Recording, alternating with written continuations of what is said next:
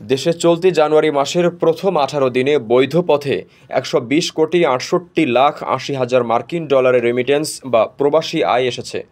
দেশীয় মুদ্রায় যার পরিমাণ 14,724 কোটি টাকা।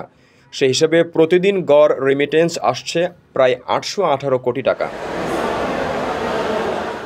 কেন্দ্রীয় ব্যাংকের তথ্য পর্যালোচনা করে দেখা গেছে, চলতি জানুয়ারি মাসের প্রথম 18 দিনে রাষ্ট্রায়ত্ত ব্যাংকগুলোর মাধ্যমে এসেছে 25,88,70,000 ডলার।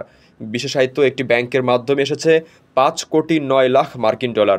বেসরকারি ব্যাংকগুলোর মাধ্যমে এসেছে 89,33,10,000 ডলার এবং বিদেশি ব্যাংকগুলোর মাধ্যমে এসেছে 37,20,000 মার্কিন ডলার রেমিটেন্স।